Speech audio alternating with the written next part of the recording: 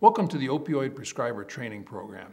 I'm Ed Bednarczyk, Director of the Center for Health Outcomes, Pharmacoinformatics, and Epidemiology at the University at Buffalo. This module is part of the mandated prescriber training program in the state of New York, and this first session will cover two of the areas of mandated training. First, by a little bit of a way of background, why are we here? How did we get to this point of requiring mandated training? Well, we are in the midst of an opioid epidemic, and specifically, we're in the midst of an epidemic of overdose deaths involving opioids. These are data from the CDC looking at deaths from any opioids, from commonly prescribed opioids, as well as street drugs such as heroin, synthetic opioids such as carfentanil, and the like. In New York State, we unfortunately mirror these trends with a bit of plateauing being seen for prescribed opioids, but a continued rise in the deaths due to all other classes of opioids. To combat this problem, New York State has launched a series of steps to mitigate the problem, not any one of which are expected to solve or reverse the trend, but these include the Internet System for Tracking of Overprescribing, better known as iStop, as well as legislation requiring prescriber education. Who's required to take the mandated prescriber opioid training course? Any prescriber with a DEA number, as well as medical residents prescribing under a facility DEA number. They're expected to complete at least 3 contact hours of coursework or other training in pain management, palliative care, and addiction. Now, for the initial cohort, compliance was expected by June 30th of 2017, but since then, all new practitioners are expected to complete training, as well as anyone undergoing license renewal. The training will include, but not limited to, pain management, appropriate prescribing, managing acute pain, state and federal requirements for prescribing controlled substances. It's these first 4 points that are going to be covered in part 1 of the course. The objectives are to describe the pathophysiology and general approaches for pain assessment in the ambulatory setting, to describe approaches for managing acute pain and how they differ from approaches for managing chronic pain, and outline clinical guidelines for appropriate prescribing of opioid analgesics, and finally list the federal and New York State requirements for prescribing controlled substances. Hi, this is the Opioid Prescriber Training Program Part 1. My name is Carl Fiebelkorn. I'm Senior Associate Dean at the UB School of Pharmacy and Pharmaceutical Sciences. I'm going to be talking to you today about the laws, rules, and regulations concerning the prescribing of controlled substances in New York State. Controlled Substance Schedules and Controlled Substance Act is found in 2 different places. The federal law under the Controlled Substance Act, and there's an HTML for you to follow. It's under Title 21 of the Code of Federal Regulations. And in New York State, it's under the New York State Department of Health Bureau of Narcotic Enforcement. And there's also an HTML you can go to. We look at Article 33, which is statutory law, and Part 80 and Part 910, which is part of the regulations. Purpose of issuing a prescription is for a legitimate medical purpose, and the responsibility is upon the prescriber who actually does that. There's also a corresponding responsibility that rests with the pharmacist, and the pharmacist is also liable for that also. So any kind of questions might be directed back to you when a pharmacist has questions on those prescriptions. Pharmacy must make a good faith effort to verify your identity or anybody who's picking up that prescription for any dispensed prescription for a controlled substance by requiring such person, if unknown to the pharmacy or pharmacist, to present the appropriate identification. Prescribers may use controlled substance in the treatment of their patients, but not for addiction, when the prescriber regulates the dosage, administers or prescribes a quantity no greater than any other person or prescriber in that proper treatment of that patient as an ordinary prescriber. Different types of prescriptions. Thought I'd run through this rather quickly. Obviously, there's written prescriptions in New York State that's known as the official New York State prescription blank. There's exceptions to that, which are out-of-state prescriptions, which can be written on a white blank, as they would call it, or the blanks of any other state. So this would be for prescribers not practicing in New York State, or clinics or hospitals on federal land. So that might be the Veterans Administration, Indian reservations, or military bases such as Fort Drum in New York State. There's also verbal prescriptions. I'm just going to quickly go through those. Electronic prescriptions, and there's also faxing. A written prescription looks like this. This is an official New York State prescription. Not going to spend any time on that, but that's just a basic prescription. Everything that obviously needs to fill out. The written prescriptions are sensitive to heat and light, so you can actually press part of the prescription to see it change color. Written prescriptions in New York State must be the official New York State prescription blank and must contain the signature of the prescriber. There's a lot of security features on that blank itself, such as barcodes and serial numbers and so on and so forth. Prescriber's name must be imprinted or stamped legibly and conspicuously on the blank. So if you're working in a clinic or a hospital, you should have a stamp with your name on it with a DEA number that you can stamp on the emergency room blank or the blanks for the hospital when you're discharging patients. Other than that, they should be made out with your name already imprinted on them. There's different rules of thumb. We didn't talk about verbal prescriptions and fax prescriptions, but basically electronic prescriptions, the same information as you would have on written prescriptions, and a fax prescription would be the same information you would have as a verbal prescription. Fax are actually telephonic, they're not electronic. Verbal prescriptions and fax, C2s, anabolic steroids, and benzodiazepines, you have to have a follow-up within 72 hours. Via written prescriptions sent to the pharmacy or delivered to the pharmacy or electronic. Follow-up must state authorization for emergency dispensing, and otherwise we as pharmacists have to report you to the Bureau of Narcotic Enforcement or DEA if we don't get a cover. C3s or C4s, non-benzodiazepines, and C5s, you have to send it within 72 hours. Persons authorized to issue verbal prescriptions. The federal law says that an agent or an employee of that individual practitioner can call them in. New York State does not allow that. You are required as a practitioner to personally call those in to the pharmacy in any venue, whether it be hospital, clinics, or wherever it may be. New York State requires on a written prescription or any kind of fax prescription going into the pharmacy, it has to have one drug per blank on the prescription. So no drug shall be dispensed by a pharmacy when such prescription form includes any other drug.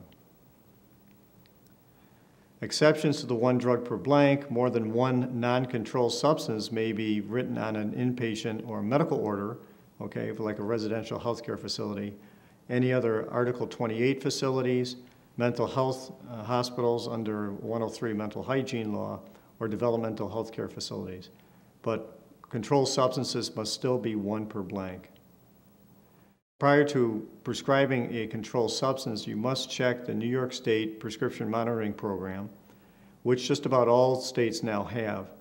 It's your duty to consult, requiring you to look at Schedule 2s, 3s, 4s, and 5s for the patients.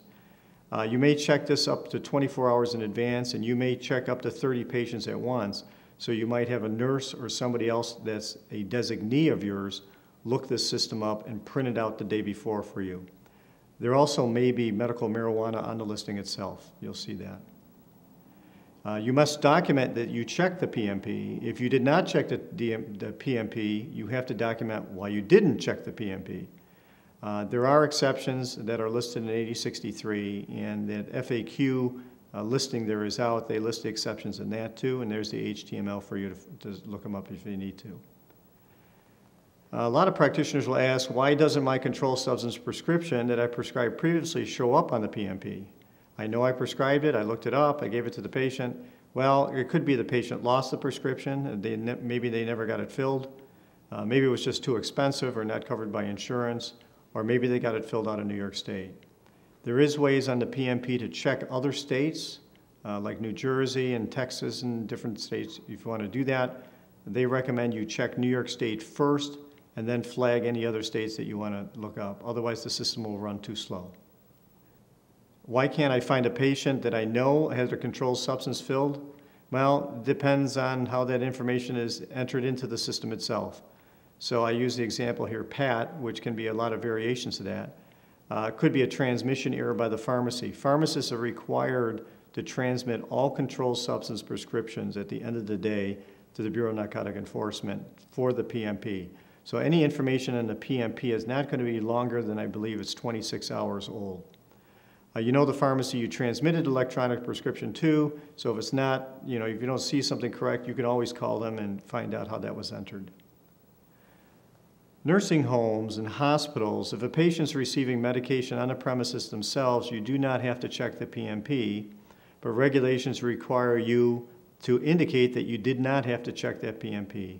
So it's recommended you can use an abbreviation such as here, NPIP, which means I did not have to check the PMP for an institutionalized patient. Where the patient consumes the medication off premises, you have a duty to consult the PMP. That would be anybody who's on discharge or anybody who's going home for the weekend or whatever it may be. Patient records, you're required to maintain a patient record of all controlled substances administered, dispensed, or prescribed. And it must contain sufficient information to justify the diagnosis and warrant the treatment. So it might be blood tests, might be x-rays, and that type of thing.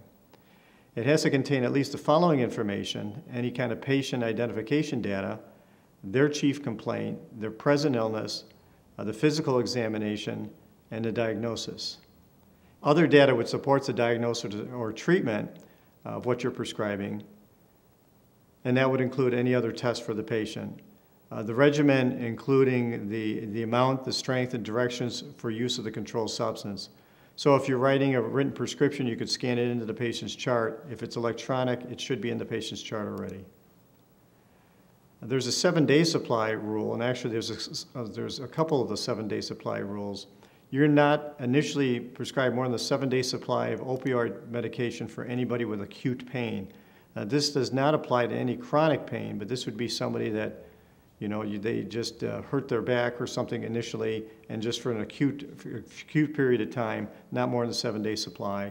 And this is to help prevent any kind of opioid abuse or opioid addiction.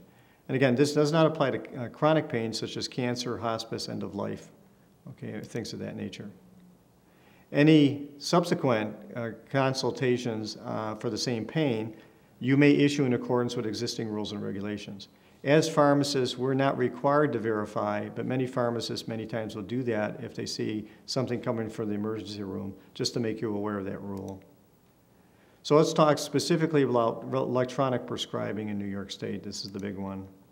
So electronic prescribing, federal law states that electronic prescribing for controlled substances is optional.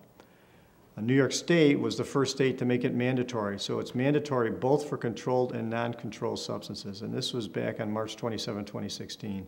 So you should be aware you're probably already doing it right now. To sign a controlled substance prescription, the electronic prescription application must require the practitioner or the prescriber to authenticate it, and you do this 2 out of the 3 ways, and this is under federal law HIPAA standards. Something that you know, like a password or response to a challenge question, okay? And make sure that you don't give your password to anybody else, any nurses or anything like that, because that's considered a felony. Something that you are, biometric data like a fingerprint or a scan. Some pharmacists use thumbprints. Something that the practitioner has, a device, a hard token, separate from the computer which you're gaining access. This would be something similar to when you're going to start a newer car. You just have that token in your pocket and you press a button, and that's the same thing. Everyone must have their system approved by the DEA, and the software shall be registered with the Bureau of Narcotic Enforcement. So the DEA has to approve that software. You'll get a certificate, and you'll send that electronically off to the Bureau of Narcotic Enforcement, and there's the website and then what to do with it. Electronic prescriptions are created, recorded, transmitted by electronic means, obviously. This does not include faxing.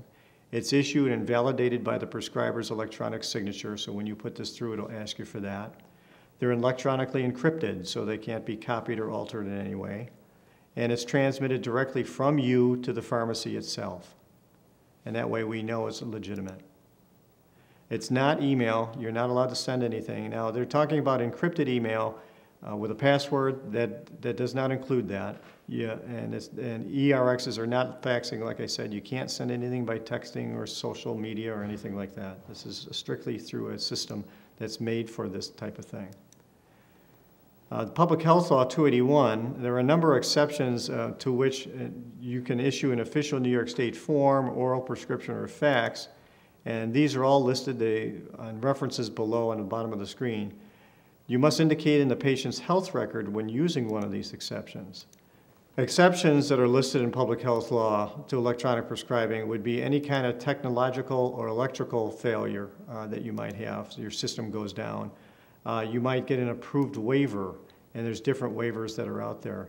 If you deem it impractical for the patient to obtain controlled substances by an electronic prescription, say you're out of town or you're at a relative's house and don't have access to the web, you can prescribe a quantity of controlled substance not to exceed a 5-day supply in paper or something, or by phone if you want to do that. To be dispensed by a pharmacy located outside the state, including federal institutions such as the VA, again, Indian reservations, or military sites. The following circumstances allow a practitioner to use a written official in New York State, verbal for controlled substances or non-controls. You're required to indicate the circumstance on the written prescription or oral prescription. And these blanket waivers are good until March 24, 2019. These would be things like prescriptions with complicated directions. Think of things like prednisone, something like that. Prescriptions with directions longer than 140 characters. Compounded prescriptions or infusion prescriptions with 2 or more products, because it might end up truncating off the other end. A prescription containing certain elements required by the Federal Food, Drug, Cosmetic Act, such as an attachment with patient instructions. Approved protocols or expedited partner therapy, approved protocols under collaborative drug management or agreements, response to a public health emergency that would allow a non-patient specific prescription, okay, similar to vaccinations or immunizations, approved research protocols, a non-patient specific prescription for an opioid antagonist like naloxone. These blanket waivers are good until October 31st, and you can see there's a lot of waivers out there. So if these circumstances fit you, you can go and apply for a waiver at the Bureau of Narcotic Enforcement. Again, you can write for an official New York State or a verbal prescription to be communicated to a pharmacist serving as a vendor of pharmaceutical services in a nursing home or residential healthcare facility, a pharmacist serving as a vendor of pharmaceutical services dispensing in conformity with the above. All pertinent information must be included: patient's demographic information, your information, drug information, if you're going to be doing it that way. E-prescriptions must also include your NPI number and your digital signature and whether you want a brand or generic. So you are aware, if you're writing an official New York State blank and on the bottom you put down this was electronically signed by the prescriber, that is not considered a legitimate prescription. E-prescriptions are not needed for any OTC, over-the-counter drugs, or any kind of herbals. This is an example of an electronic prescription that we see on our side that's being sent from you with a lot of information on there, with your demographic information, your DEA, and so on and so forth, all the prescription information and the patient information. So we want to make sure they're exact as possible. Anything sent to us must be correct, otherwise our system will reject it. Written or e-prescriptions, all prescriptions for controlled substances must be filled within 30 days from the date it was issued by you, and no additional prescriptions or refills may be issued by a practitioner to an ultimate user for the same controlled substance. So in other words, a patient has to have a 7-day supply or less at home before you're allowed to prescribe more of that same controlled substance, same strength, and same directions. If your directions change and you have to submit that as a new prescription, always a good idea to contact the pharmacy to explain that circumstance, because the pharmacist may question it and call you. C2 anabolic steroids. Anabolic steroids are now C2s in New York State, even though they're federal C3s. It's a maximum of a 30-day supply, and no refills are allowed. C4 benzodiazepines are also a maximum of 30-day supply and no refills. C3s, C4s, which are non-benzodiazepines, and C5s, are a maximum of 30-day supply, but they do allow 5 refills within 6 months, if you so indicate that on the prescription itself. Federal law, the Federal Controlled Substance Act, states that a practitioner may issue 3 prescriptions for the same controlled substance at the same time to the patient. New York State does not allow this. New York State has what's known as condition codes. The condition or code must be indicated on the prescription itself. So you want to write for larger supply. So for instance, you have a child with ADHD, you want to give them a 90-day supply of Ritalin, so the mother can have some at home, the mother can take it to school and have some at the school. So they do allow these exception codes. You can provide up to a 3-month supply as determined by directions for use for substances for the treatment of these codes A through E. And again, the code or the condition must be on the prescription itself or indicated on the electronic prescription. Patients with panic disorders, that's code A. Attention deficit hyperactivity disorder is code B. Chronic debilitating neurological conditions characterized by a disorder exhibiting seizure or convulsions or spasms, that's code C.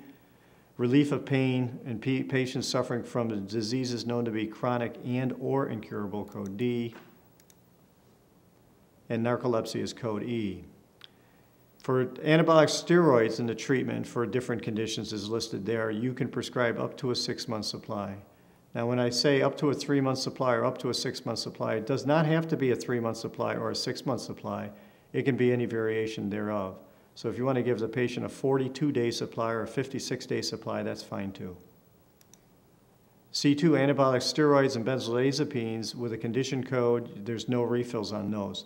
But C3, C4s, non-benzodiazepines, and C5s, you can indicate 1 refill if you want to do that. So you could actually give them a 3-month supply with 1 refill. Pharmacists are now required, as of October 22nd, to hand out a controlled substance information sheet to talk about the dangers of misuse and the potential for addiction. Pharmacists will go over all this information with the patient. They'll talk about physical and behavioral warning signs for addiction, available alcohol and drug addiction treatment resources, and proper disposal guidelines. And this is a sheet they'll actually hand to the patient and go over with them. Information must be provided in a language that is offered as English, as determined by the New York State Commissioner of Health, but that includes the 10 most commonly spoken languages from English in the state. So pharmacists actually have signs up there in patients' own language that tells them if the patient's not speaking English, and they can point to that, and then the pharmacist can help them out. Must be provided by patient electronically if requested by the patient, and that would be the October 22nd rule. Some common prescribers' errors that occur that we see from our side is you might be choosing the wrong patient, forgetting to shut one patient's profile down before prescribing to another. You might be choosing the wrong drug or the wrong strength. You might be using your own shortcuts, or they might be wrong shortcuts or misspelled. Letting office personnel use the electronic prescribing software. If you do that, please make sure you verify everything and put in your own password. Turning off safety features of the system. So it might have this alert that keeps coming up and you want to just turn it off. Many of those alerts can't be individually turned off. Many of it's group alerts, so you have to be careful with that. Things like look-alike drug names or choosing the names instead of choosing the lab names instead of the drug names. Not keeping data systems up to date. Prescriber fatigue with the system. There's too much information there that you're being required to do. Being interrupted while e-prescribing.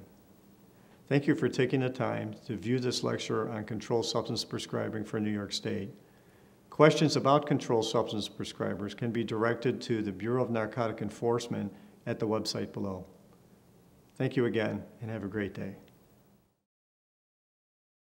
Welcome to the Opioid Prescriber Training Program as required by the New York State Department of Health.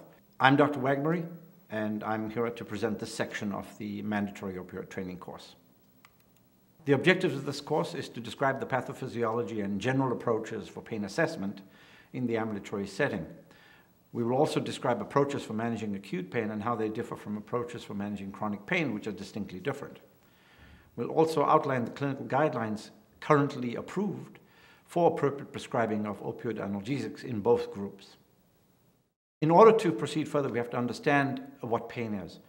Pain, essentially, as defined by the International Association for the Study of Pain, is an unpleasant sensory and emotional experience associated with actual or potential tissue damage, or described in terms of such damage.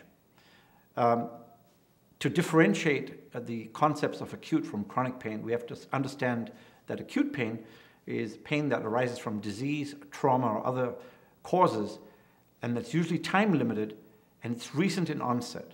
It basically serves a very useful protective biological purpose or role. Chronic pain, on the other hand, is distinctly different. This is described as ongoing or recurrent pain, lasting beyond the usual course of the acute illness or injury that produced the acute pain. Typically, by definition, the time frame that's accepted is between 3 to 6 months, and this does vary. And it usually adversely affects the patient's well-being.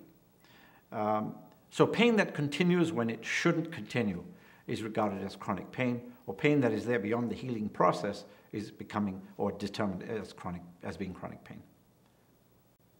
When we look at the chronic pain pathways, we have the ascending pathways. Typically, impulses or noxious stimuli from the periphery enter through the dorsal horn of the spinal cord. They synapse at the wide dynamic range interneurons and get transmitted up to the brain via the hypothalamic region, where it ends in 3 areas in the brain: the somatosensory cortex, the cingulate gyrus, and the frontal cortex.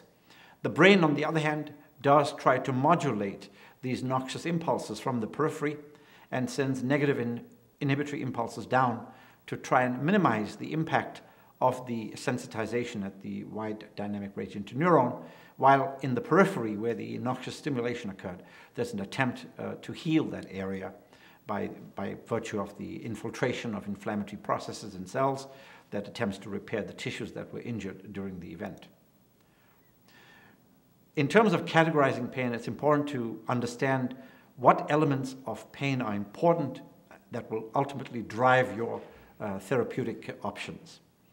We can categorize it by severity, where it can be mild, moderate, and severe. And this is typically based on the numeric pain score, which we all know is highly subjective. So using this only as a distinction is somewhat inappropriate. We can also look at the pathophysiology, where we're looking at nociceptive pain versus neuropathic versus mixed. Most chronic pain states, if not all, are mixed pain states. They have elements of neuropathic and elements of nociceptive pain. We can also look at disease origin, if it's cancer or non-cancer. Cancer pain is treated and viewed on very, very differently from non-cancer pain. We can also look at temporal relationships. Again, is it acute? Is it chronic? And if it is chronic, is it persistent chronic? Does it have intermittent episodes of chronicity? Or does it have persistent baseline chronic pain with episodes of what's called breakthrough pain or exacerbated pain? That breakthrough pain tends to be incident-related in the majority of cases. So it's something the patient did to cause that increased episode of exacerbation in the patient's overall pain. Looking at the chronic pain states, which I mentioned is mixed, most of the mixed pain we see is present in chronic pain. Some examples right here on this slide is low back pain with elements of radiculopathy. It may even not have radiculopathy. Cervical radiculopathy, cancer pain can be the same, and of course carpal tunnel syndrome. This list is by no means exclusive. And if you look at strict neuropathic pain, post-herpetic neuralgia is a very good example of that, trigeminal neuralgia, painful diabetic neuropathy, post-surgical neuropathic pain. Examples of that are ilioinguinal herniorrhaphy with subsequent ilioinguinal neuralgia, post-cholecystectomy pain, where the patient has neuromas at the trocar sites in the belly that can produce neuropathic pain, post-traumatic neuropathy of any cause. These are good examples. This pain is typically burning, tingling. The patient may be hypersensitive in certain areas and may be sensitive to touch or heat or both, or even cold. Nociceptive pain, by definition, is pain that is due to inflammation, localized. So limb pain after a fracture, joint pain after osteoarthritis, postoperative visceral pain.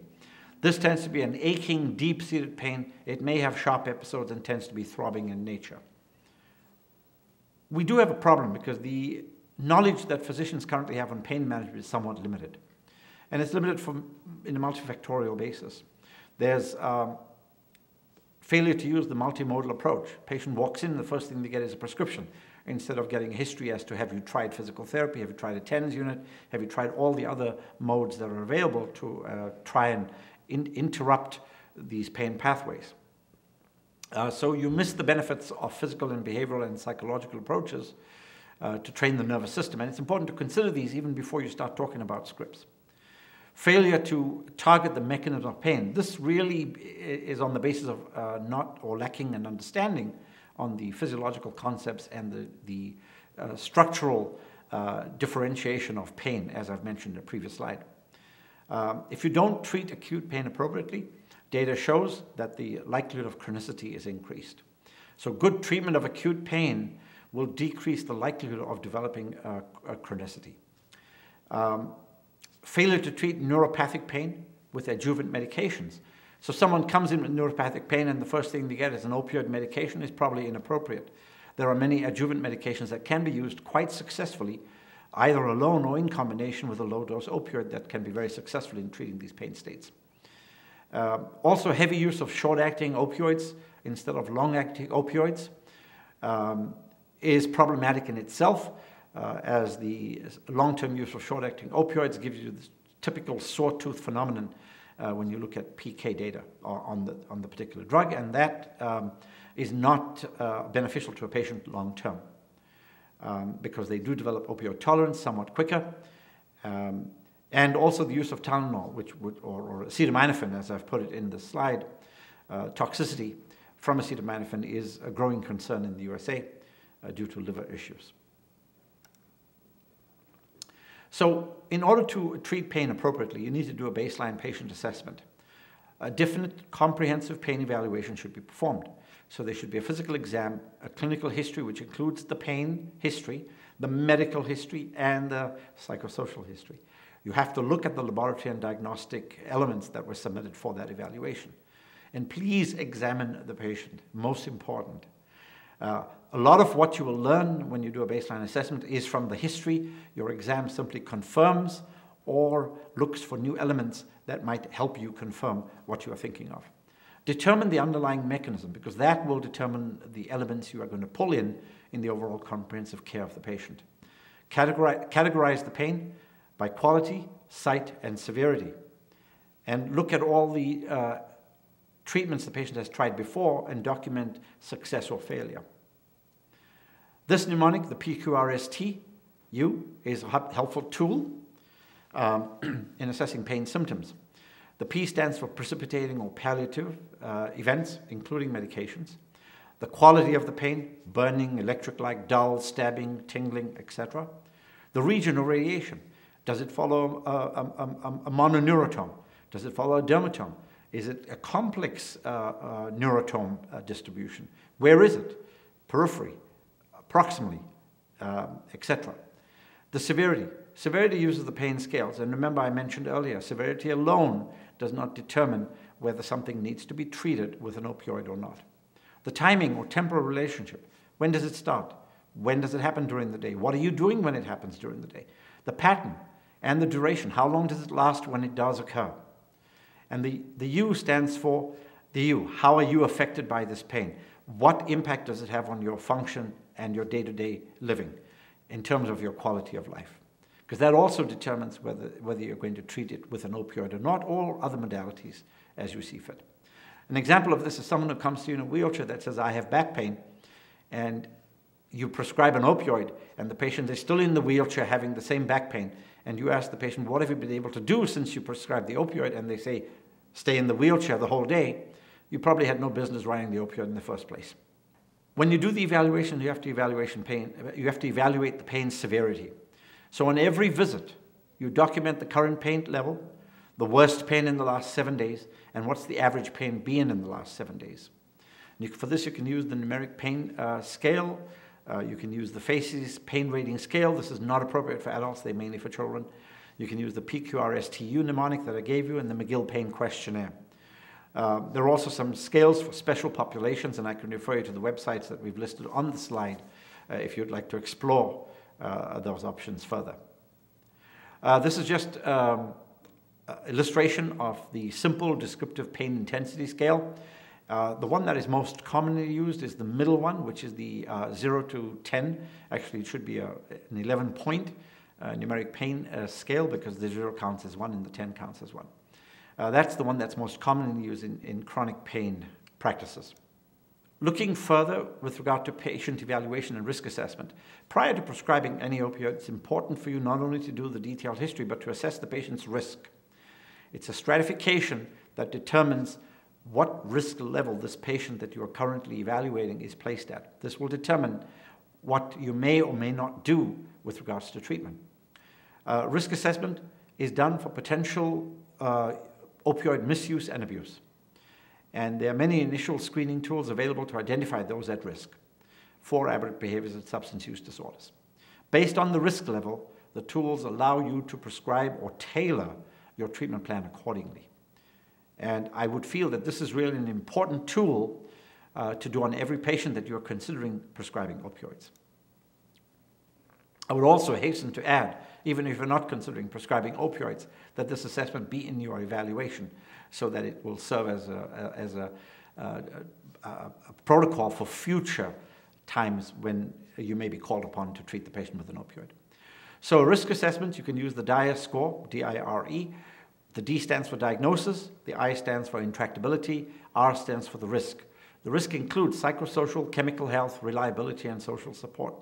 And then E is the efficacy score. Mitigation strategies to prevent abuse and addiction. A prevention protocol is extremely important. Why? Because it helps prescribers monitor adherence to the medications you're prescribing and to minimize the possibility of diversion. In this regard, an opioid treatment agreement or a pain care treatment agreement is important. I would hasten to add that any medication agreement is important. And this basically spells out the rules of play. There are many that are available on the website, and there are some websites you can go to download some and modify them to suit your practice needs. Routine and random testing should include urine testing, which helps you to determine compliance with your prescriptions, as well as checking the prescription monitoring database, the iStop, within a 24-hour period prior to prescribing the opioid. Random pill counts are another important tool that helps you determine if the patient is in fact using your medications as you have prescribed. And this is truly random. You don't determine this week that the patient will come in next week and inform the patient. The patient should be told, per your medication agreement, that they could be called in within a certain time frame, and they have to bring all their pill bottles and pills with them for a count in your office. And this is extremely important. The COM17 is a current opioid misuse measurement tool that is important when patients are on opioids and are using them. It will help you determine, based on a risk factor, which is scored, what is the risk of the patient misusing the medication. Routine patient assessments are extremely important to determine continuation of the opioid you have prescribed for the patient. Examples of opioid consents and agreements can be found at these following websites. You could always download them. I think they are free, and you could modify them to your needs to fit your individual practice needs. Talking about routine and random urine testing, the purpose is to identify drug misuse, abuse, and diversion. So the urine drug tests are an extremely important tool in this regard. Prescription drug monitoring program is also important, as that helps you determine if the patient's using the medication as you have prescribed. When we look at urine drug testing, there are random screens versus scheduled screens. So the scheduled screen, every new patient should have a urine screen. The random can be done at a visit, or the patients can be called in randomly for a urine screen. I would suggest that the patient's called in randomly for a pill count and a urine screen to be done at the same time. It seems to be more convenient. In terms of how frequently you test urine screens, this very often is driven by the carrier that's paying for the urine screens. In someone who is low risk, 1 to 2 times a year is adequate. Someone who's high risk, I would suggest you can treat as many times as you want, but please do look at the payer's approvals with regard to that. Know the laboratory, because you need to know what their values in the result sheets mean. Also look at opioid metabolites. Just knowing that it's there or not there is not adequate. There are variations in opioid metabolism based on genetic variation that determines the type of metabolite that's produced and whether indeed the patient metabolizes the opioid appropriately. Look at the creatinine concentration. Patients can tamper with their urines, especially if the urine collection is unobserved. So you need to be aware of the creatinine concentration. And then how do you interpret this data? If you don't have basic knowledge on the different metabolites and the molecules and how they're metabolized, your interpretation can be flawed. So I would argue that speak to the toxicologist at the urine lab, who are always there to help you out with interpretation of the data.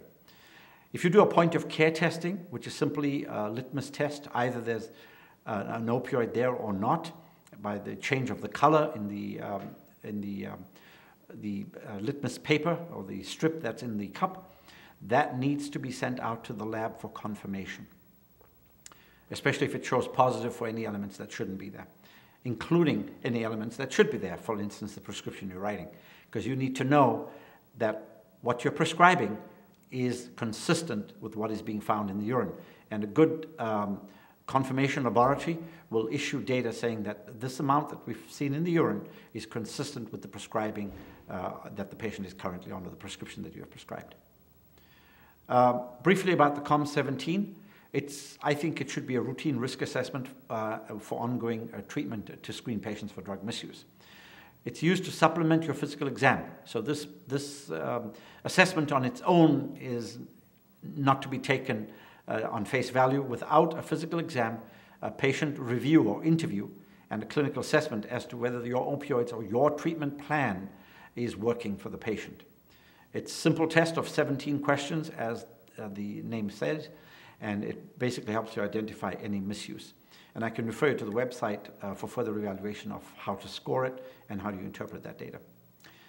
Let's talk about acute pain briefly. Acute or nociceptive pain is the result of an injury or illness that is expected to be time-limited, and it's characteristic of a recent onset. It's divided into two types: somatic, which is typically a constant aching, gnawing, throbbing, well-localized pain, typically seen in bone, joints, muscle, skin, or connective tissue. And then you have visceral pain, which is usually visceral, produced in organs. It's poorly localized, deep and intermittent cramping in nature. Acute pain is a protective response to a noxious stimulus. So it allows organisms to live in an environment that is full of potential dangers. Characteristics of acute pain. Duration is short. Generally, the pain resolves within days or weeks, or when the inciting event is no longer present.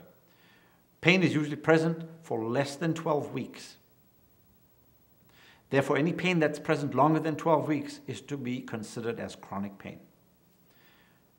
Now, there's a bit of variation here, because surgical pain can be shorter than 12 weeks, it can be shorter than 2 weeks. So any pain that exists beyond the expected healing from the surgical procedure that you cannot explain based on what prompted the surgery can be considered chronic. So there is a little bit of variation in the definition.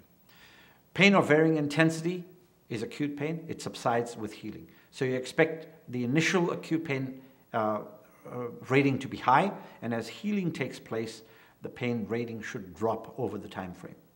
The nervous system is usually intact.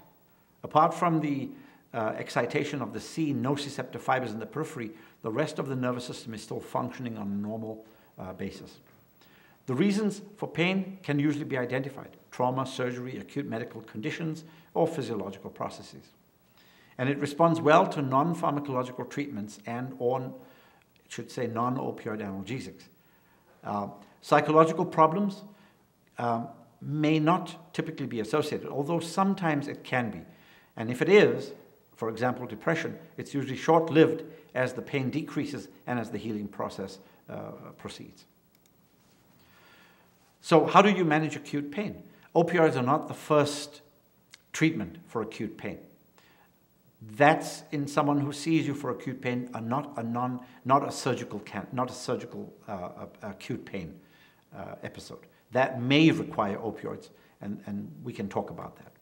Opioids should be reserved for acute pain where alternative treatments are ineffective or contraindicated, or where acute pain results in severe restriction of ability to function on a day-to-day basis.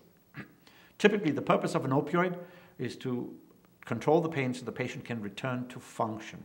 And if the patient's not able to function because of acute pain, that's a reasonable basis to prescribe an opioid. Initially, initiate treatment with non-opioid analgesics in combination with non-pharmacological therapies. And opioids should be tapered and discontinued as the acute pain improves and resolves over that time frame that you expect it to, like in postoperative pain. So the mechanisms of action of opioid analgesics. Opioids bind to opioid receptors within the CNS and peripheral tissues. We have mu-opioid receptors, which are supraspinal, and they produce analgesia supraspinally. They are responsible for respiratory depression, euphoria, sedation.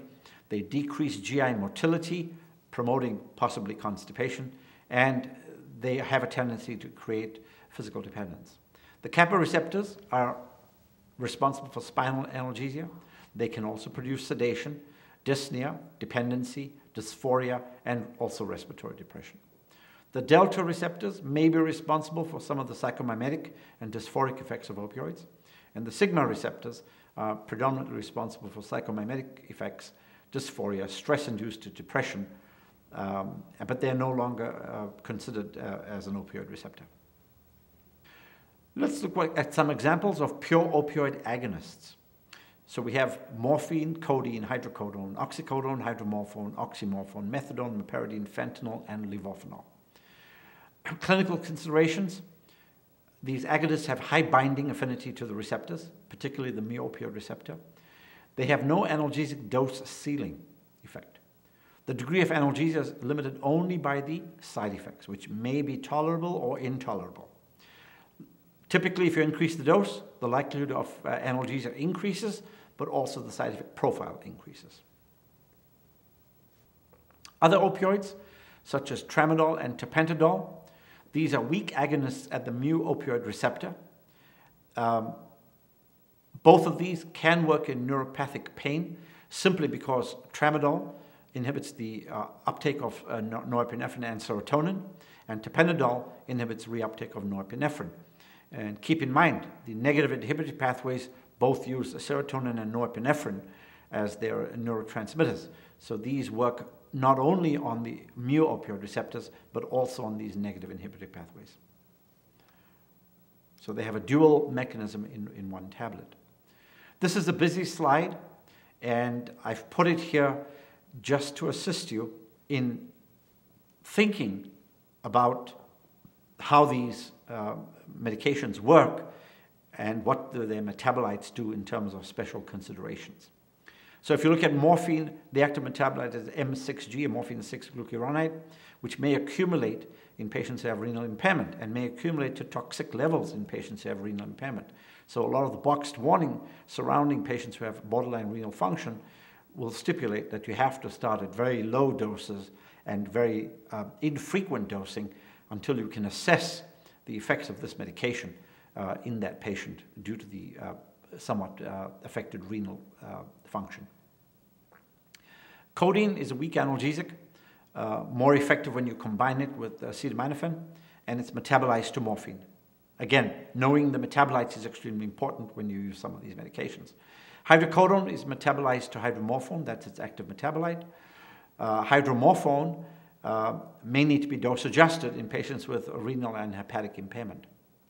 Oxycodone can be used either alone or in combination with acetaminophen, and dose adjustments are required in patients with renal and hepatic impairment. Oxymorphone, on the other hand, has to be taken at least 1 hour before or 2 hours after a meal. Tapentadol, as I've mentioned, has a dual action. It works not only on opioid receptors, but also works on serotonin pathways and norepinephrine pathways, and therefore you have a dual action in one tablet. Tramadol can be used alone or with acetaminophen. It does have a serotonin action as well as an opioid effect. It's the metabolite that has the strong opioid effect and should be used with caution in patients taking any medications that affect serotonin levels. Drug interactions with opioids.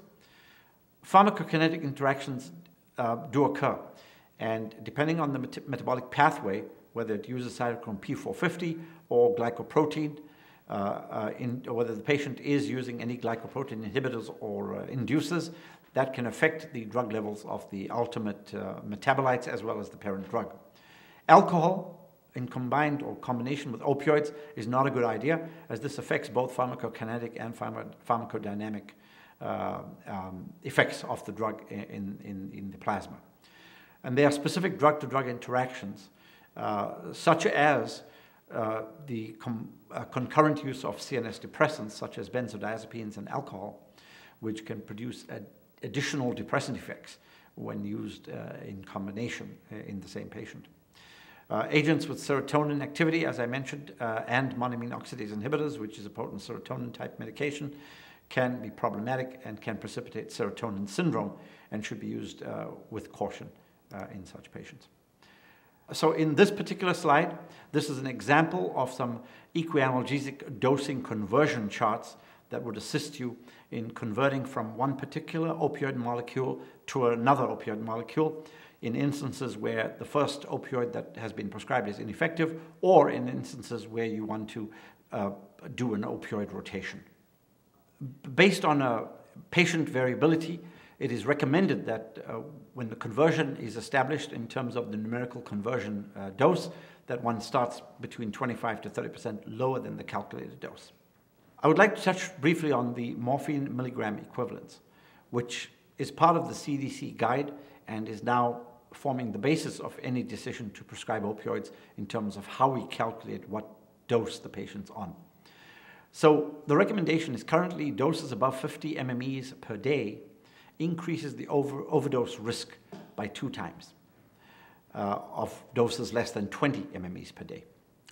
So if you have a patient that you are above the 50 MMEs per day, you need to monitor these patients frequently, discuss reducing or tapering their opioids if they don't meet certain criteria that you have established, i.e. functional goals as well as pain reduction, and consider these patients to be at high risk and provide them with naloxone, which they can keep in their armamentarium. Any adjustments higher than 50 MMEs, up to 90 MMEs and higher, should be very carefully monitored and very, very appropriately justified. If you cannot justify higher doses, then you probably have no reason to prescribe higher. So there are certain tools to calculate the MME, and I would refer you to both the CDC as well as the second website, which is globalpharmacy.com. And that could give you more information on the MMEs and how to calculate them. When one prescribes opioids, it's important to understand that there are side effects with all opioids that can be prescribed. And these side effects are listed over here. Gastrointestinal, where constipation is the biggest issue. Nausea is the second. You may have a patient who's constipated on low dose when you first started it. You may have one that's constipated at higher doses. Constipation is not totally dose dependent in every patient. If you don't ask the patient about their bowel motions, they will not routinely tell you they're constipated. This is not a pleasant conversation in a doctor's office. So you do need to ask the patient. So it's important to know what their normal bowel motions were prior to the initiation of an opioid, and then you ask them, how has it been since they've been on the opioid?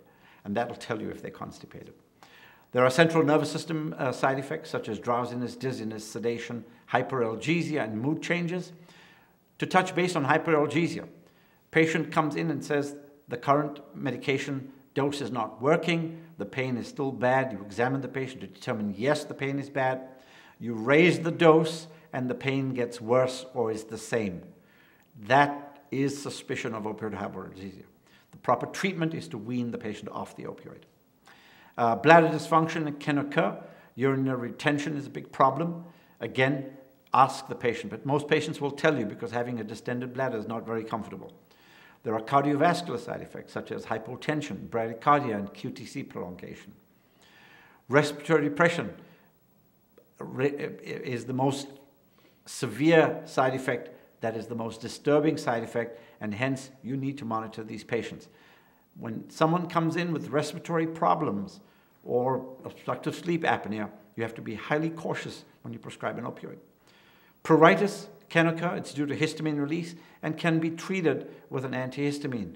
In some situations, it is not totally responsive, and you may have to wean the patient down. A dry mouth is a problem, not totally bothersome.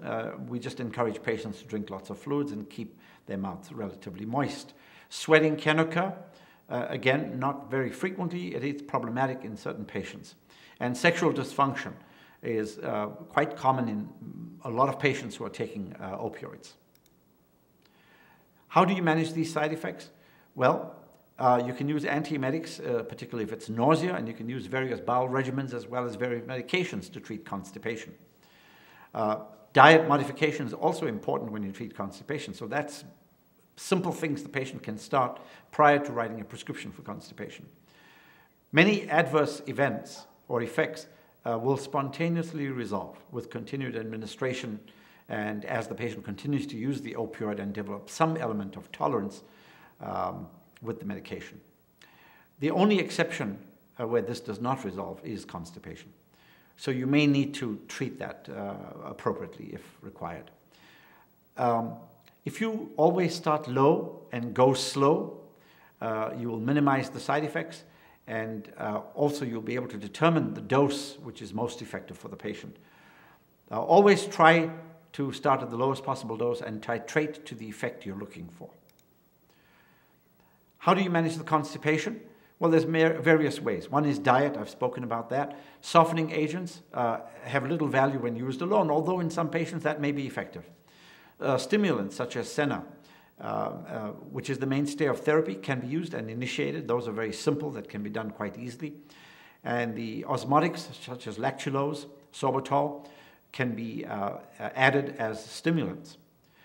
You have saline products such as with magnesium citrate, magnesium hydroxide. These are the cathartics that will relieve, and then once the constipation is relieved, you adjust the doses accordingly.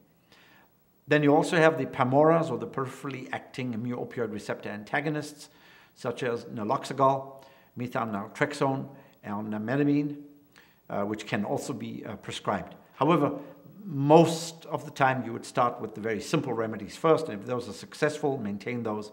If not, then go on to a prescription medication. And you could also use mineral oil as a lubricant in these patients as well. So let's briefly touch on acute pain management and the role of opioids in acute pain. First-line treatment, as I mentioned before, is not to use an opioid. It is non-pharmacologic plus a non-opioid analgesic, such as acetaminophen and non-steroidal anti-inflammatory agents, with an adjuvant of some nature, which we'll talk about later. Prescribe at the lowest effective dose of an immediate release opioid if you do need to add an opioid to that. So if these first-line options are ineffective, then it is reasonable to prescribe an opioid, but always prescribe the lowest dose that's effective. Combine this with non-pharmacologic and non-opioid alternatives to improve function and pain. So it's not, if the first line doesn't work, stop those and introduce an opioid. No, if the first line doesn't work, then add an opioid at the lowest possible dose. Do not prescribe opioids for longer than is deemed necessary or appropriate for that acute pain condition that you're treating.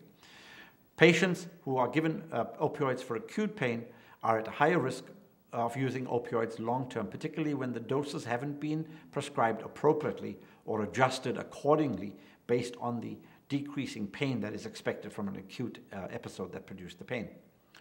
Also, a patient should be appropriately monitored and evaluated. Keep in mind, acute pain patients tend to be opioid naive, and therefore, if you prescribe an opioid, they're at a higher risk for respiratory depression, and hence should be appropriately monitored and evaluated.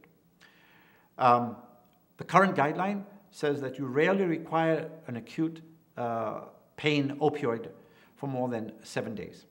And in fact, in the post-surgical acute pain arena, 3 to 5 days is adequate, and patients should be reevaluated to determine if they still need to continue on an opioid beyond that time frame. So a reevaluation, as I mentioned, is needed if the pain persists beyond the time frame of 3 to 5 days, which includes post-surgical pain. Extended release formulations are not to be prescribed for initial management of acute pain. The patient should be educated about the potential risks and side effects of using the opioid, and avoid prescribing opioids in combinations with other CNS depressants such as benzodiazepine, sedative hypnotics, or skeletal muscle relaxants, as the risk is more when these medications are used in combination. If there has been no improvement in the pain and or function or the quality of life, then maintenance of the opioid is not appropriate. The patient should be considered for discontinuation or weaning off the opioid in consideration of other modalities. What are the pharmacologic treatment options? Acetaminophen, as mentioned. Non-steroidal anti-inflammatories, the examples are listed there. COX-2 inhibitors can also be an option.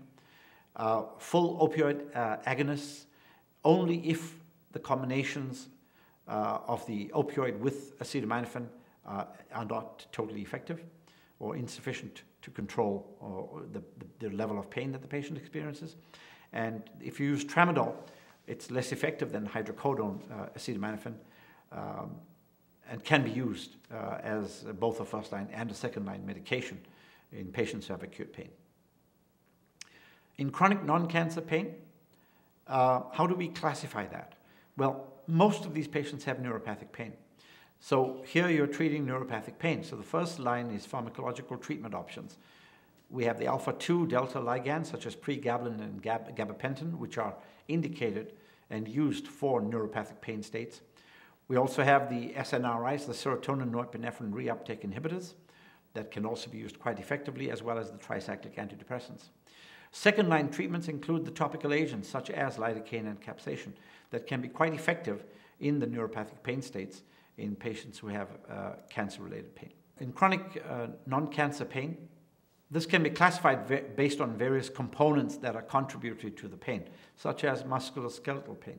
By definition, this is pain caused by a lesion or disease of the musculoskeletal system, which includes the muscles, the ligaments, the tendons, the cartilaginous structures and joints. Commonly involves regional areas such as the neck, shoulders, trunk, arms, low back, hips, and lower extremities. In the description, there's tender muscle sites. Pain is usually referred from one particular area that's exquisitely painful. These are called trigger points. The cause is usually an injury or a repetitive occupational activity, or in fact a fracture, an obstruction, a dislocation, or a compression of a tissue by a tumor, cyst, or bony structure that has resulted in this muscle injury that's causing musculoskeletal pain. First-line pharmacologic treatment options include acetaminophen, non-steroidal anti-inflammatories, as well as the topical agents. Keep in mind that also first-line is stretch, massage, physical therapy. These are to be used adjuvantly or along with your current medication treatments. Inflammatory pain can also occur. And this is pain caused by inflammatory processes such as infection, which can be autoimmune as well. It's generally associated with the infiltration of immune cells and tissue damage in the area where the pain is occurring. Progressive pain that is sharp, it's described as sharp, lancinating, with or without increased pain with movement. The pain site may be tender, hot, and red, with swelling at the site, and also with a history of injury or some elements of inflammation that has been known to the patient. Rheumatoid arthritis has very special recommendations, and some other conditions in that element of the arthritides have some special recommendations that you can refer to. But the first-line pharmacological treatments for patients who have inflammatory pain are NSAIDs, once again, and glucocorticoids, as well as topical agents. The first-line treatment options, which would include non-pharmacologic, as I mentioned before, physical therapy, acupuncture, massage, behavioral therapy, and cognitive therapy. These are all elements that should be incorporated prior to considering medications or, in fact, even indeed opioids. The concept of multimodal analgesic approach is extremely important because some patients might do very well with a non-medication treatment. So this is the use of multiple methods that can be used either combined or concurrently to decrease the amount of medications or in fact obviate the need for medications to relieve pain. It can also be used in patients who are using medications to minimize adverse drug reactions by allowing you to use much lower doses. Most patients will benefit from a multimodal approach, should always be considered when you're dealing with chronic non-cancer pain. And using these multimodal techniques, as I mentioned, they have opioid-sparing effects, allowing you to use much lower doses of opioids. The current consensus guidelines do support this approach as part of your management of pain. With regards to reassessment, patients started on non-pharmacologic and or non-opioid analgesic therapies for chronic non-cancer pain should be reassessed for improvement. It says every 2 to 4 weeks. Again, it depends on your practice, but certainly minimum every 4 weeks, they should be evaluated to determine efficacy and the need for further interventional or modalities that need to be initiated. So when does one initiate short-acting opioids? Patients who have pain severe enough to require an opioid analgesic despite an adequate trial of non-pharmacologic and non-opioid therapies, should be evaluated to determine if a short-term trial of a short-acting opioid is appropriate. They should be educated that they are not to expect pain relief or total pain relief with opioids. Studies have shown that if pain improves by an average of 2 to 3 points over their baseline, lower than their baseline, then it is reasonable to continue the short-acting opioid or to prescribe an opioid with the intent to switch them to a long-acting opioid if they need this on a long-term basis. All patients who have never used opioids before are determined to be opioid naive and therefore are at a higher risk for respiratory depression when you initiate an opioid. Hence, always start at the lowest dose in someone who's opioid naive. Do not escalate doses frequently, but do them at intervals of a week or 2 weeks out, and evaluate each dose with regards to efficacy to determine if an increase in dose is warranted or not. So the routine assessment during the treatment: continue the opioids after you have seen clinically meaningful improvement in pain and function without any risk or harm. Your reassessment has to include the 4 A's: the amount of analgesia the patient's getting, the activity level of the patient, the function of the patient, the evaluation of risk and aberrant behaviors, and the evaluation of whether any of the medications are causing any adverse effects. If a dose increase is warranted, or if you have increased the dose at the last visit, the patient has to be reassessed within 1 to 4 weeks.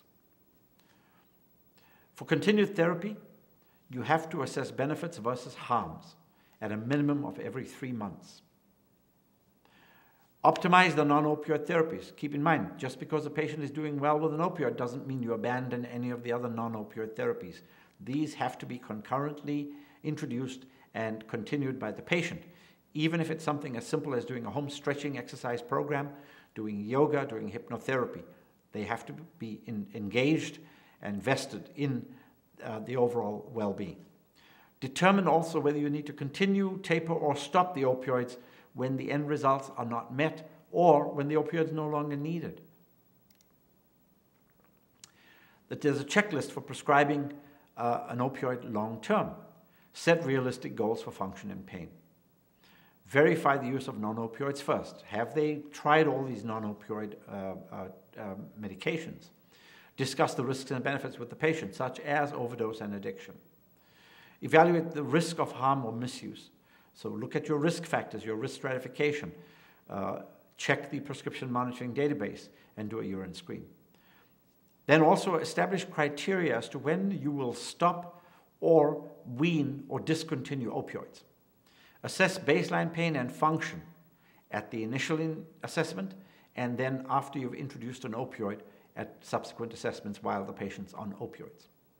Prescribe a short-acting opioid initially in an opioid-naive patient at the lowest effective dose, and reassess, and if it is determined this patient will need this opioid long-term, then some sort of interest should be established with introducing a long-acting opioid and decreasing the number of pills of the short-acting opioid that are used per day. There are certain FDA-boxed warnings for opioids. The risk of addiction, abuse, and misuse may lead to overdose and death. So assessment of risk factors before prescribing an opioid and monitoring for the development of addictive behavior is extremely important. There are serious life-threatening or fatal respiratory depression that can occur with the use of opioids alone and in combination with other medications.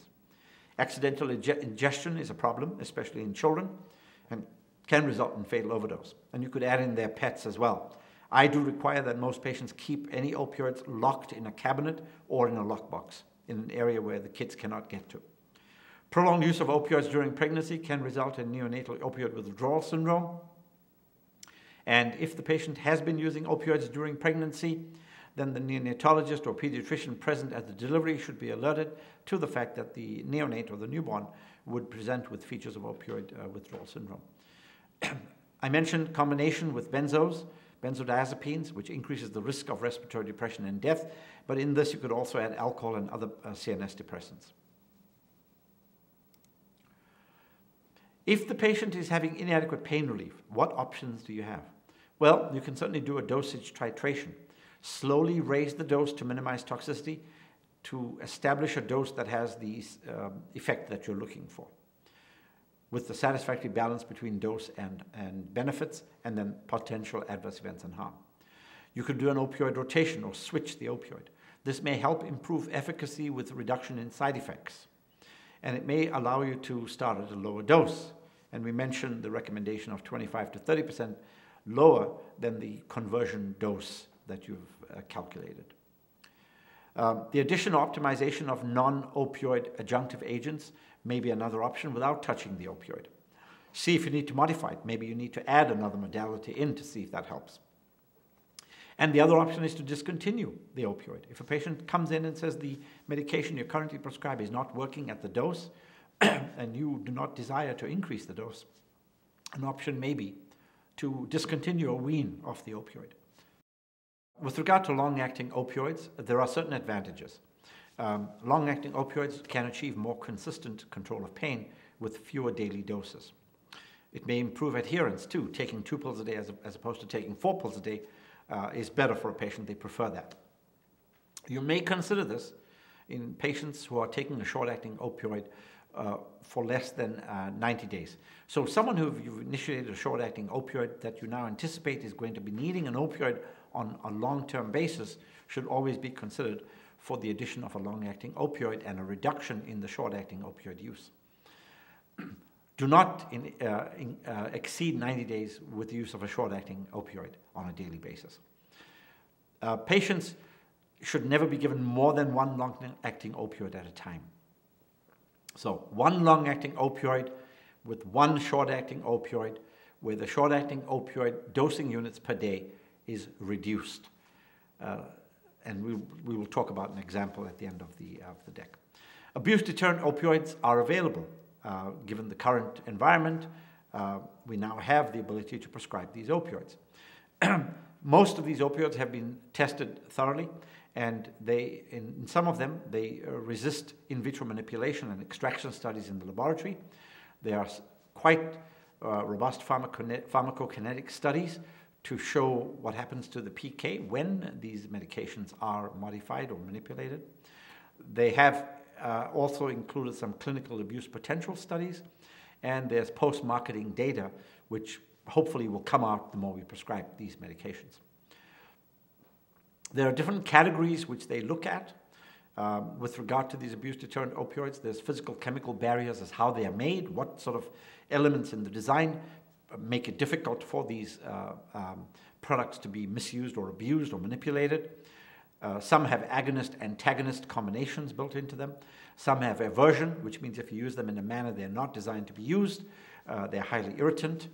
Some have a delivery system that's modified so that if you do try to manipulate it, the delivery system is affected and you will not get a plasma level that you would achieve if you used the medication as it has been designed to be used. Some have totally new molecules with prodrugs. Some have combinations of what I've mentioned above, and some have novel approaches to the medications. Here are some examples of abuse-deterrent opioids. OxyContin, one of the first ones, so extended-release tablets, came in April 2010. Embeda, which has the naltrexone sequestrated in the inner core, August 2009. Just to mention briefly, that naltrexone is only released if the embedder is crushed and manipulated. Hysingla ER, which is hydrocodone extended-release tablets, has what's called the hydrogel technology, which means if you crush it and try to mix it and take it and snort it, it'll form a hydrogelatinous gel.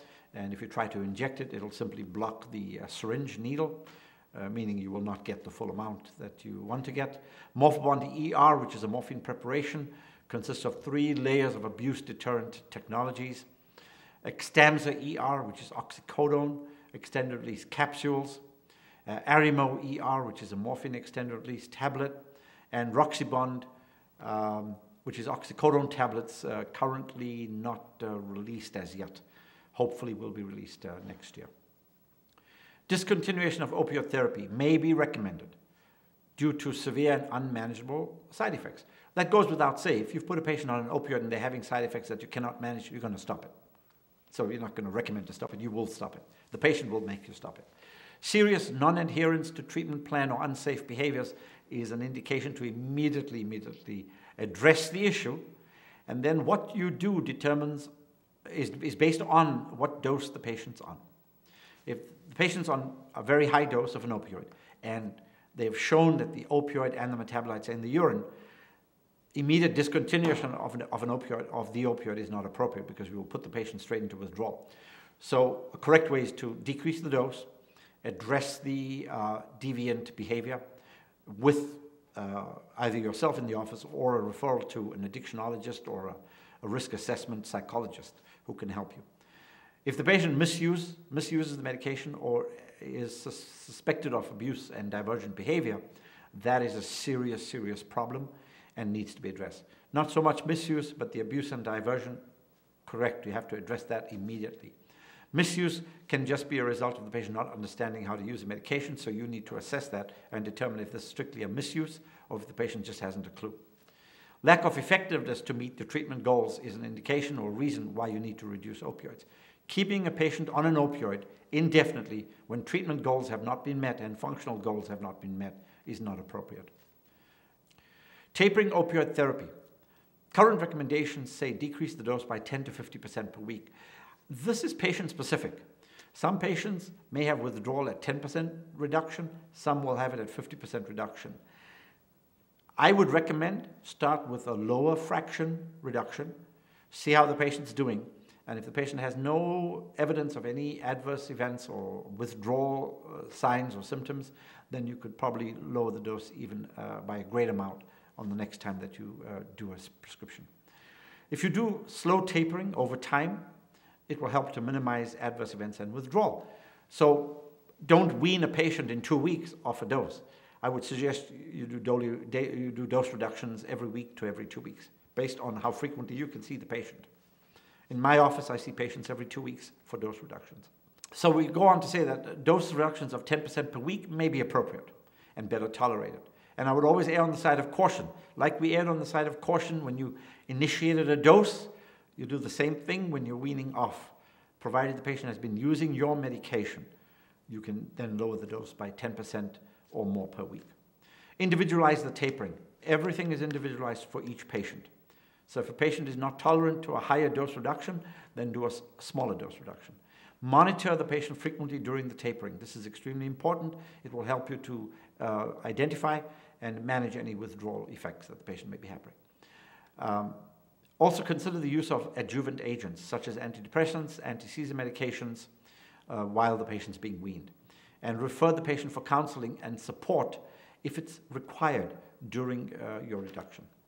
When you do taper appropriately, most symptoms of opioid withdrawal are mild, but sometimes these symptoms may last for up to 6 months after opioids have been discontinued. In this event, do not give the patient a low-dose opioid to take care of the mild opioid withdrawal symptoms. By doing that, you've basically not helped the patient or yourself. So do not treat with a benzo or an opioid, either during the time you discontinue or after you discontinue, if the patient's having mild opioid withdrawal. In pediatrics, most opioids are not FDA approved for pediatric use, so refer to specific product labeling.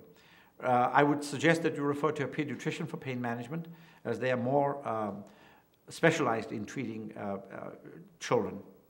For additional information, you can look at the WHO guidelines on the treatment of persistent pain in children with medical illnesses, and there is a website there for you to go to. The CDC guide for prescribing opioids in patients with chronic pain was adopted or created in 2016. It provides recommendations for primary care providers on the safe opioid prescribing practices. The reason being that primary care accounts for approximately 50% of the opioid prescriptions in the country. It does not provide recommendations for treating pain related to palliative, active cancer, or end-of-life care. It includes 12 recommendations grouped into 3 areas. A, determining when to initiate or continue opioids for chronic non-cancer pain. B, the selection of the opioid, the dosage, the duration, follow-up, and discontinuation. And C, assessing the risk and addressing harms of opioid use. And there's a website that I can refer you to look up those. There are also some clinical tools at the website. So A, when do you initiate or continue opioids in chronic non-cancer pain? It is recommended to use non-pharmacological, non-opioid treatments prior to opioids. If opioids are used, combine them with non-opioids as appropriate. 2, treatment goals should be established before initiating opioid therapy. Continue opioids only if the treatment goals are met or if there's been an improvement in function and or pain, and where the function and or pain improvement outweigh the risks to the patient. Providers should also weigh the potential risks versus benefits and discuss them with the patients prior to initiating opioids. Hence, the benefit of having an opioid prescribing agreement in your office. When starting an opioid, immediate release formulations are preferred, especially in an opioid-naive patient. It's important to administer the lowest effective dose and titrate slowly. Monitor for improvement in pain and function when increasing the dosage beyond 50 morphine milligram equivalents, MMEs per day. Doses above 90 should be avoided or very carefully justified in your notes. With regard to dosage, follow-up, and discontinuation, for acute pain, prescribe the lowest effective dose of immediate-release opioids. Do not prescribe for longer than is necessary. 3 days or less will often be sufficient. More than 7 days is rarely needed. When initiating opioids, evaluate the patients within 1 to 4 weeks, look at the risks versus the benefits, and have them documented. For patients utilizing opioids for longer durations, you should evaluate them every 3 months or more frequently if required. In assessing the risk and harms, patients should be screened for risk factors for opioid-related harms, including overdose, before you initiate and then periodically during opioid therapy. Prescribers should review the patient's controlled substances history by looking at the prescription monitoring database or the New York State iStop. This is required, as mentioned, for Schedule 2, 3, and 4. For patients utilizing an opioid for chronic pain, urine drug screens should be conducted when you initiate therapy and then repeated annually. Now, I mentioned this is also based on risk stratification, but the current minimum is screening annually on the assumption that the patient is not a high-risk patient. Benzodiazepines, when co-prescribed with opioids, increases the possibility of harmful adverse effects such as respiratory depression and death. And one has to really consider whether the benzo is absolutely warranted in these patients. If they are warranted, I would suggest that you have a psychiatrist or the primary care document the absolute necessity for the patient to remain on benzos. And if you are going to prescribe an opioid, make sure those patients are monitored not only by you, who is prescribing the opioid, but also by the same physician who is prescribing the benzodiazepine. If a patient develops an opioid use disorder, provide the patient with the proper tools to seek treatment. There is a phone number, a hope line, and the Oasis, which operates a toll-free, anonymous, confidential service to help patients with drug use, gambling, and alcoholism. And patients can call that number and they'll be given assistance on the phone, and it's totally free. I would like now just to go through briefly some cases and just give you an example of how one approach can be used in these patients, and there are many different approaches based on different scenarios. So case 1 is a 30-year-old male who's seen for low back pain and spasms in the back. He currently works. He's used hydrocodone and soma for the last 10 years. This was started on an ER visit 10 years ago, where they gave him both hydrocodone and soma, and he's used to taking this, and it's worked for his back pain. His MRI shows straightening of lumbar lordosis. His examination is essentially benign. The patient states the medication has allowed him to work all these years. His urine screen shows the presence of opiates. And how does one approach the situation? There are many ways one can approach this situation. Most importantly is the fact that this patient's examination is benign. He came in because of complaints of low back pain and spasms, but has a benign examination. Is there any justification to prescribe hydrocodone and soma? The answer is no. So I would have a discussion with him about the need for hydrocodone and soma. There is also no indication here that he has used non-opioid modalities. And one may need to introduce those modalities so that you can move away from hydrocodone and soma use. Granted, it is going to be a bit of a struggle to get him off Soma, given that he's used it for the last 10 years. Soma is highly addicting and almost has the same addiction affinity as long-term benzodiazepine. He does have opioids in his urine screen. One needs to send that urine out and look at the individual molecules and metabolites that are present in the screen, which would lead you to believe that he's been using the hydrocodone as he has so stated. But at any rate, with a benign examination and a patient coming into you with complaints of low back pain and spasms, there is no justification to continue an opiate in this patient. Case 2 is a 50-year-old female referred for further management. The patient has had several spine surgeries. The patient has been on OxyContin 30 milligrams 3 times a day and hydrocodone acetaminophen 7.5/325 2 tablets per day. The exam shows positive findings of lumbar radiculopathy and lumbar spine restricted range of motion. She is requesting the same medication, although she feels she would be better off with raising the dose of OxyContin and taking 2 hydrocodones per day.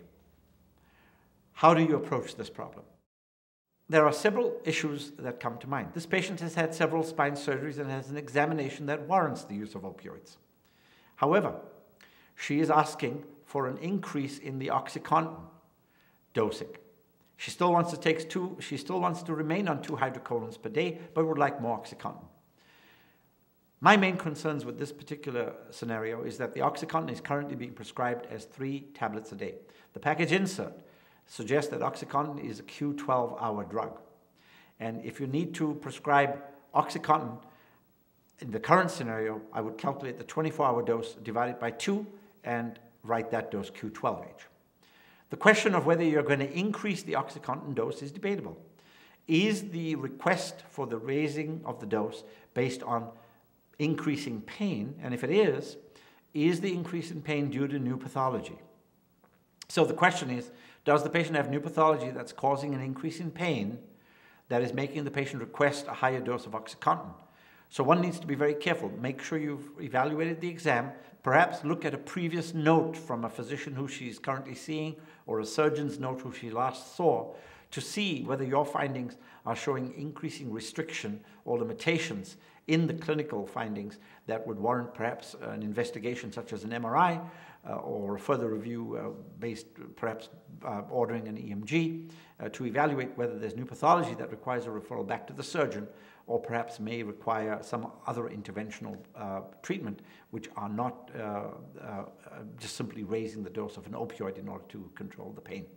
There's a third case, which is a 36-year-old male, established patient of yours, stable on Percocet 10-3-25 3 tablets a day for the last 12 months. Most recent urine toxicology screen shows oxycodone, oxymorphone, THC, and diacetylmorphine. How do you manage this situation? Several elements are problematic. One is the patient's been on Percocet for the last 12 months. That is long-term unnecessary use of Percocet. This patient should have appropriately been converted to a long-acting opioid and a reduction of the short-acting Percocet to perhaps 1 pill a day used at an appropriate time that the patient required the short-acting opioid. More importantly, the troubling issue is that the urine screen has shown the presence of marijuana as well as diacetylmorphine, heroin. And this shows aberrant behavior. The patient is using the oxycodone and does have oxymorphone. Now, it's important in this particular urine screen to look at the level of the oxycodone in nanograms as well as the level of oxymorphone in nanograms. And the lab should be able to tell you that based on what the patient is using per day, whether the nanograms in the plasma, or in the urine, sorry, are appropriate for that dosing of Percocet. I would find it hard to believe that this patient is not misusing the Percocet as well. And I would pleasantly be surprised if the ratios of oxycodone and oxymorphone levels in the urine were deemed to be consistent. The patient is already using marijuana and heroin, and the correct way to manage this patient is to immediately start weaning off the Percocet. Now, could you theoretically just stop writing the Percocet? You could, but the risk is that the patient may have a withdrawal, which he'll come back to you complaining about, and then you'll be forced to treat that. Or just do a 50% reduction, or just reduce the Percocet by 1 pill a day every week until the patient's weaned off. And then start addressing the use of the illicit marijuana and heroin by referring appropriately to an addictionologist and or a psychologist. And that concludes this section of the New York State Mandatory Opioid Training course. I do hope that the data and information I presented will be a valuable tool for you for use in your practices. Thank you. Thank you for completing Part 1 of the Opioid Prescriber Training Program. Be sure that you complete Part 2 as well, as both portions are required to meet the mandate.